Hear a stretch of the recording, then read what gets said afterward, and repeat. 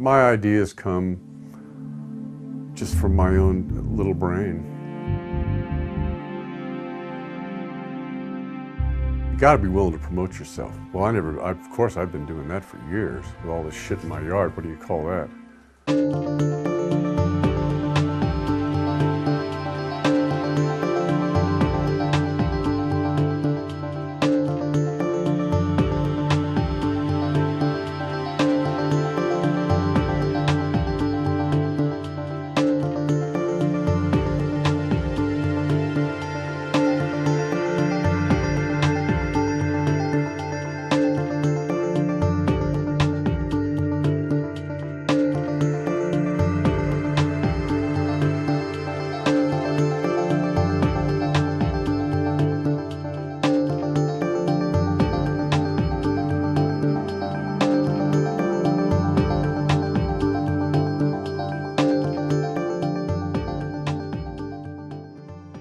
I went back to college. I didn't know what I was going to major in. I started with music. I played the violin.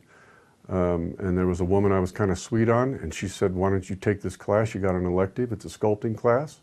So in pursuit of her, I took this class. And my professor, Louis Cicatello, who was chair of the department at the time, he inspired me. I remember one thing he said, go big, always go big. Well, I took that to heart. I like doing big stuff. It was after I graduated and was here at the house one day, and I thought that it would be a good idea to make a 10 or 12-foot lizard and put it on the front of my house. I got a hold of a bunch of foam from across the street. They were throwing it out, and I carved this lizard, and then I fiberglassed it from a process I'd learned from another guy on a big piece I did for the Gold Kings hockey team. And I put it on my house, and that's when I started doing all these things you see in my yard. So far, so good. Everybody's loved it. All the neighbors. This is the only place in town you can probably get away with that. My neighbors were real cool about it, and especially when they saw I wasn't going to stop. People pull over and they walk by, and we have conversations about how I made it and what does it all mean and that. It's just fun. It's just fun. I've had good reactions. The press has come by a couple times, a couple write-ups in the paper. I like the irony of a chicken made out of chicken wire. For some reason that inspired me. So I spent about a month or maybe 2 months creating this thing. It's got 2,000 square feet of chicken wire in it. And I didn't make the show, but now I have the chicken. And it's for sale.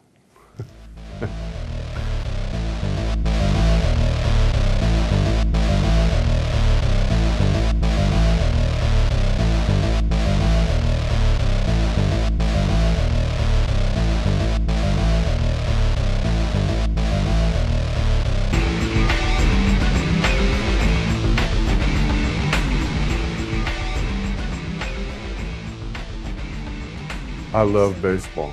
I love baseball, and I made a couple of small baseball sculptures. And one that I made, I liked in particular, a guy pitching. I called the Pitching Man. So in my studio last winter, I thought it'd be a good idea to make one. So I made a big one, and then what am I going to do with it? Well, I stuck it in the yard. I do love baseball, though. A lot of dashed hopes and dreams from childhood, I guess. The piece entitled, "He's Going 9 for America." It's Jesus throwing a baseball. He's throwing a baseball for America. And I don't know, it just hit me one day that Jesus has been done so many times, in so many ways. The Catholics have done him, everybody's done him, they've painted him, they've had him washing people's feet, they've had him on the cross. But I was hoping nobody had ever done a Jesus playing baseball. So I wanted to see what it would look like. And a lot of the stuff I make, I don't know exactly what it's going to look like when I start. I made the chicken wire, the basic shape of the body, the shoulders, the arms and such. Then I got a huge blanket and pretty much dressed it. The baseball glove is made out of cardboard. The face is made out of clay. The hair is made out of rope. I use whatever I have on hand or whatever I need. And then I fiberglass the whole thing. With fiberglass, it doesn't really matter what's underneath it. Once it's on there and thick enough, it's solid. And actually, I was kind of hoping to spur interest from both sides, the right and the left, maybe piss some people off. But as it turns out, people like it. I thought that the religious people might dislike it, and then I could give my pitch for it and also give my pitch for another commission.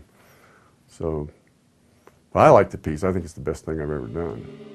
Like I said, sometimes I make stuff because I want to see what it would look like, a guy with his head up his butt. So I made one, and I thought that might be kind of fun to put in the yard. Maybe I can push the envelope and get the press out here. And so I made a big one. I'm making it now. I'm in the process of doing it. And it's almost identical to the small one, but I got clothes on them. Yeah, I look for reaction. Sure, I mean, I care what people think. I've had people pull over and pile out of their car and come to the fence and talk to me about the Jesus sculpture and the Pigeon Man and the lizard. I don't know, I like to shock people. I don't know how else to answer that question other than my mind goes to places that maybe normal people don't go. Maybe it's the artist thing in me. It's the thing that inspired me about the tall blue woman I have. I called it, I haven't come up with the title yet. It's either Bones, because of the supports I have in it, or Tall Fox, or Dancer. I'm not sure, but it's up about 24 feet in the air. The piece itself is about 14 feet long. And my initial idea, I wanted to make a piece that moved in the wind, so I made it like a spring, like a spiral. However, fiberglass doesn't really work that way, I found out. It sags and gets hot. So I had to keep supporting it with stuff in between so it doesn't move the way I wanted. And once I started, I couldn't stop. Now it's pretty heavy. It probably weighs 150 pounds, but I got it up. I'm getting some good feedback on it. But I'm still learning about fiberglass. I don't know everything there is to know about it. I thought it was flexible. They make bows out of it. Hunting bows? Well, there's some things I didn't know, that the weight of itself would cause it to bend and fold. So I repaired it, and I just kept repairing it until I got what I wanted. Well, as far as commissions go, I've had a couple, 3 or 4. I made a stone piece for a church for a memorial. This was about 8 years ago. I made a couple of praying mantis. I had one in my tree, and I sold 2 of them, and they're around town. They're 8-foot tall praying mantis, pretty startling looking, big insects. And I got a commission going right now. It's a parrot. It's out in my yard. It's for Larry Ash and his hillside nursery, where I've got a few pieces over there. He's going to put it in a big cage he's got. So, but my main goal would be to score a really big commission, like from a public works project, do a bronze of some kind. All I need is the space and some help getting started. I have made small things that I made into large pieces, like the Pigeon Man that's in the yard. And the lizard, I made a small one first and such. But I intend to get in the figurine business, make small stuff, kind of like Michael Garman. I'm not going to do any cowboys or anything. I'm going to do my own thing. Make them out of wax, then you mold them for mass production, and that's what I want to do, make them out of resin. I still haven't got the whole process down yet. I love sculpting because it's a learning curve. I got more to learn all the time. It's a trade secret now. I haven't figured out how to make the molds for those little ones. But I am making the originals out of wax.